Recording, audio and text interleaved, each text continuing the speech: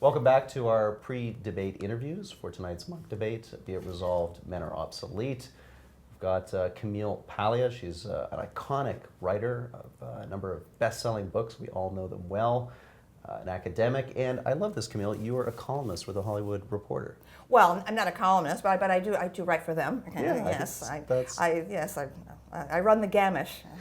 Well, see, I began very interested in popular culture at a time when being interested in Hollywood or rock and roll was considered unserious. There's absolutely no doubt I lost credibility in grad school at Yale because of my passion for movies. European art films had barely become known at that point. Well, let's talk about tonight's debate, and I want you to expand on one of your many quotable quotes on this topic, and it's that, quote, "Feminism was wrong to pretend that women could have it all. It's not a male society, but Mother Nature who lays the heaviest burden on women." Unpack that for us. Well, this is the theme of my first book, Sexual Personae, which is that I discovered through a long process of search as a dissident personality who did not identify at all with my gender role as a child. And blame society completely for everything. Okay? But through the course of study and research, I began to understand that it's actually Mother Nature who is at this point in history women's greatest obstacle, because women still bear the burden of pregnancy and of nursing. And so I think the women's lives are those who want to have children, their lives are categorically different than those of men who can take on fatherhood as almost a kind of a social duty. It's a social responsibility. These are social acts that a father does.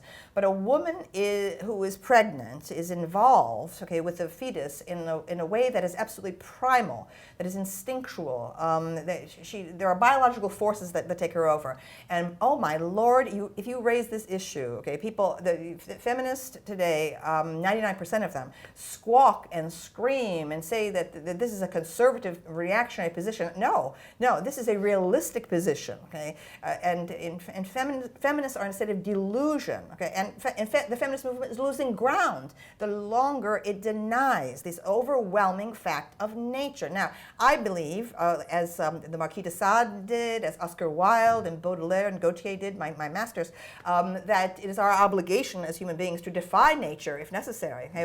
But one cannot deny nature's power or nature's existence. Universities around the world are now teaching this rot to undergraduates and to graduate students, okay, that gender is nothing but a fiction, an arbitrary invention. Yes, they would use the word construction, imposed, right, by oppressive institutions on people. And this is like absolute madness. Men will not know who they are. Women won't know who they are. Okay? I mean, and I support everything transgender, and I call my feminism drag queen feminism. So in no way am I coming from the right wing side. Okay? But what I'm saying is it's about time for feminist discourse to reappropriate biology. Biology must be, okay, a required course in every women's studies or gender studies program. The absence of biology, okay, has produced propagandists, okay, who have never even thought about science. So they're incompetents, okay. So that's why we have such confusion, and it's also why most people don't care about the women's movement, because they can see how divorced it is from reality. Give us a bit of a flavor for your talk tonight. You're an admirer of a lot of what men have built culturally.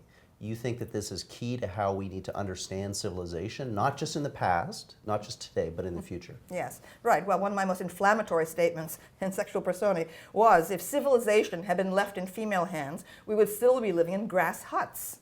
And no one thought through what I was saying. I was saying, in effect, that all of the greatest works of life-defying, risk-taking enterprises, all of these things, okay, have been the product of men. Why Sexual Personae presented the thesis that men have been driven to create because of their more ambiguous sense of identity. Women know who they are from the moment their menstruation begins at puberty. They don't have to prove who they they are, right? But men always have to prove it again and again and again with every erection, with every sex act. They have to prove it again and again and again. So I'm saying that men are, heterosexual men in particular, okay, wandering the world, okay, finally finding the woman of their dreams, and it's just a vision of their mother, okay? and the sex act is going back to the womb, okay? There's a terrifying aspect, okay, to sex. There are all kinds of dark, imaginative forces going on beneath the surface that feminism kind of ignores. So yes, I have learned enormously from men. But one of my other sentences from that book is, there is no female Mozart because there is no female Jack the Ripper. Okay, Well, explain that. I'm saying that women cluster at the median point of the intelligent rank. Okay, they do not produce great geniuses, neither do they produce some morons and criminals and mass murderers. Right? It is overwhelmingly obvious. Okay, that the people who are picking up guns and massacring children and so on, that these are distorted fantasies emerging from the male mind. But it's exactly analogous to art making, or to having this vision of going into outer space. Okay? I mean, every act of genius, okay, has its corollary, its parallel in an act of madness. So again, I think that feminism has been so concerned to deny sexual differences that it's painted itself into a corner. And the feminist movement is right now moribund. And again, why is it moribund? It's because ordinary people understand, okay, that these women have nothing to say to their own passions, their own concerns, their own desires. All right? And so it's time to bring feminism back to the real world, re-examine biology again, and be fair to men. Okay, enough of this. Okay, the negativity toward men, But let's talk about that negativity a bit. I mean, male performance outside of the bedroom, but in the workplace, in our school system, I mean, something seems to be happening.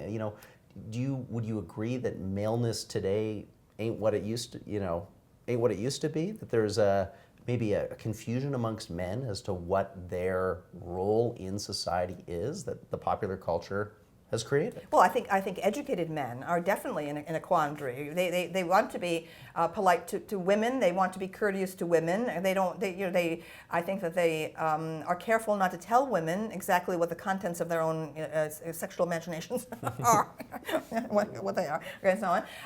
But I think I am always listening to sports radio, okay, in the United States. There are a lot of sports radio stations, and there I hear the voices of real men, okay? I hear the voices of working class men, of truckers, of guys calling from construction projects, and so on and so forth. So I think that a lot of the laments, okay, about the condition of men is coming from white upper middle class women, okay, about white upper middle class men, okay? And it's about time that I think that feminist theorists start to become aware of despite their putative leftism, they must start to be aware of their own class biases. Interesting. Let me end by asking you a question I've asked some of the other presenters tonight. Is there a man icon, it could be fictional or real, a director or writer, who you think really gets women right in their portrayal? Is there somebody out there that has their finger on the pulse of what? Well, I mean, my favorite directors is, of course, Alfred Hitchcock. I wrote a book on the birds for the British Film Institute, and he has been notoriously pilloried as a misogynist, okay, by feminists, okay? Whereas I think he's got it right, okay? From my perspective, as a marginalized and always complaining lesbian, okay? I'm always complaining. I really think that Hitchcock had an eye, okay, for beautiful women, sexy women's relationship, okay, to their bodies, to costume, okay, to self-presentation, okay. There was the kind of glamorous sexual woman that feminism has never taken seriously, has always attacked as being merely a pawn of male fantasy, okay. And that's not what I say at all. Okay? I am extremely interested in very beautiful, glamorous And women. what, you see power there? And so, yeah, so I'm a great fan in the United States of the Bravo series, okay, Real Housewives, which is, the executive producer is a gay man, okay, Andy Cohen, who grew up watching Susan Lucci on All My Children. He's a great fan of soap opera, and soap opera was part of the lineage, okay, coming from Hollywood. The women's pictures, Lana Turner, the suffering, glamorous women, et cetera, et cetera. I have said that the Real Housewives series, a reality show, is an anthropological study, okay, of the actual way beautiful, sexy women interrelate with each other. It's absolutely a universal. Feminism cannot take it in. Gloria Steinem said she wanted to pick it, okay, the Real Housewives of New Jersey show. That shows you the gap between her and me, okay, because I watch these shows, I can watch them 4 or 5 times, okay, the same episode, okay, and so on. Right? And wherever I go in the world, I see beautiful women acting toward each other in exactly the same way, okay? It's women, okay, who appreciate how a woman dresses. Women dress for other women. They don't dress for men. What do men know? Men know nothing, okay? Men just say, oh, you look nice, okay? What are they? Women, okay, oh, you look beautiful, okay? The women, immediately, the women assess and so on. There's this tremendous competition going on, okay, on the sexual level among high-profile women that feminism has been afraid to acknowledge, because they say, oh, then we admit women are bitches, then women are catty, women are this, women are that. That's just too bad, okay? Yes, I do, okay, worship, okay, the beautiful, glamorous woman. Time, okay, conquers all, okay? Beauty fades. Beauty is transient. That is why we value it. This is what the ancient Greeks knew about beautiful boys, okay, and beautiful, perfect athletic bodies, et cetera, et cetera.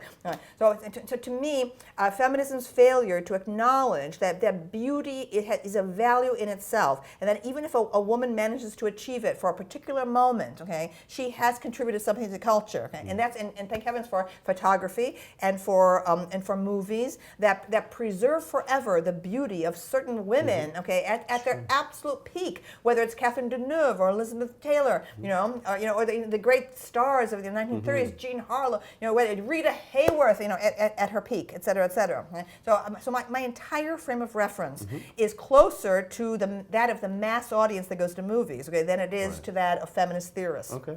Well, Camille, you've given us a terrific taste of what we're going to hear tonight. Oh, well, I must stage. I have to be polite tonight. Well, no. too polite. This is a Canadian audience, okay, and I must rein myself in. But okay? don't do what Canadians do, which is start violently agreeing with each other. Okay, I'm counting on you to All right, take on your opponents. Look, thank you for watching these pre-interviews. We'll be back at 7 p.m. Eastern with the main show. Be it resolved, men are obsolete at the Monk debates on this live stream feed. Thanks for your time.